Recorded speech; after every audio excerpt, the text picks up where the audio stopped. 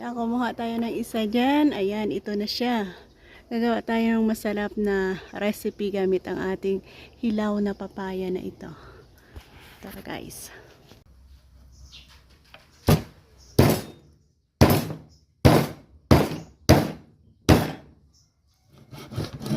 Ayan. Una natin ilagay ang taba ng ating baboy na nahiwa.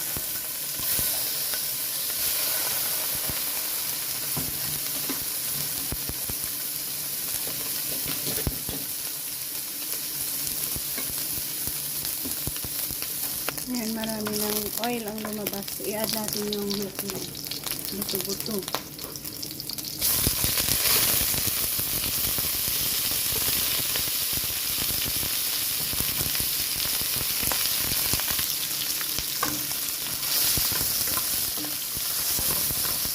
Ayan, bawasan natin ang kanyang mantika at isa natin ang onion at garlic. Maraming mantika kasi lumabas. Sabaw kasi ang ating gagawin. Kaya yan natin sobrang dami ng mantika. Ayan, ang kadaming mantika ang lumabas. Ayan, tinanggal natin lahat ng mantika.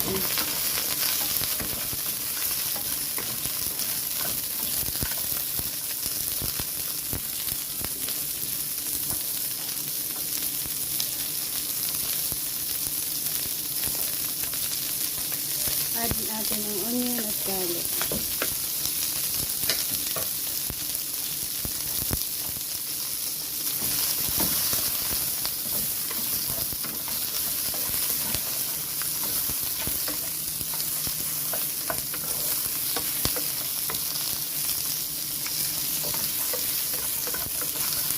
Tapos palambutin natin ang ating karne. Lagyan natin ng tubig.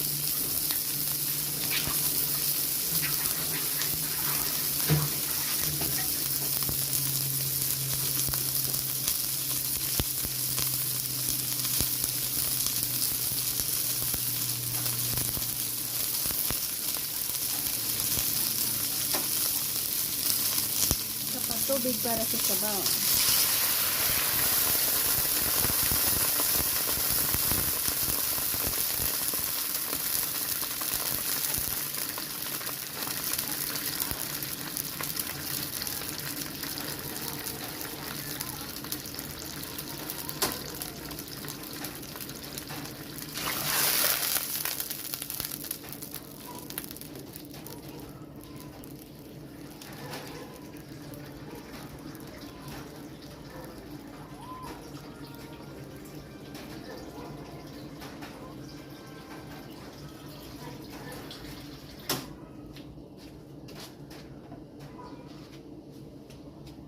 Takpan at hayaan natin lumambot. Ayan, malambot na ang ating karne. Pwede na natin i-add ang ating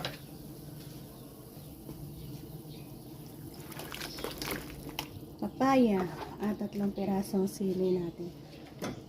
Ayan, ulit natin kumulo dyan. Ayan, timplahan na natin.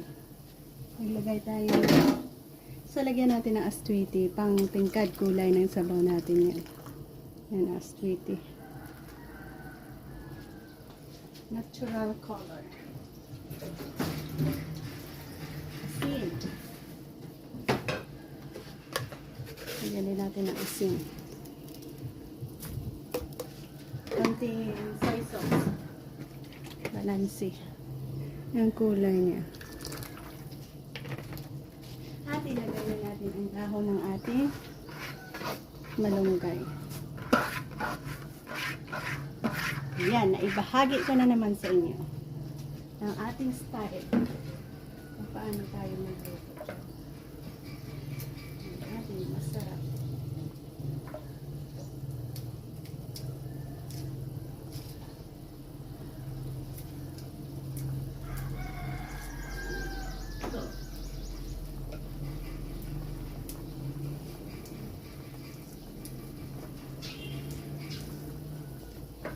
Dagdagan natin ang gulay natin, sigarilyas at ito.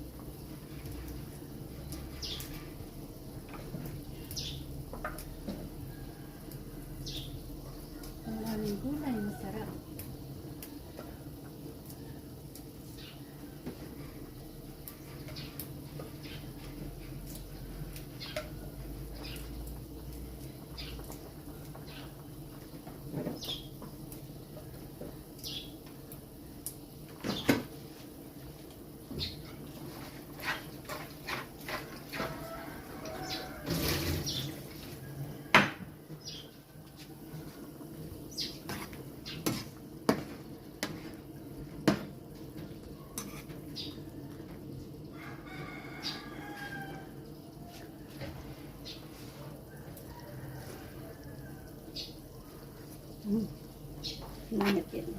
Ito ay sigarilyas. Again guys, thank you for joining me. Namit naman ang atong dapli.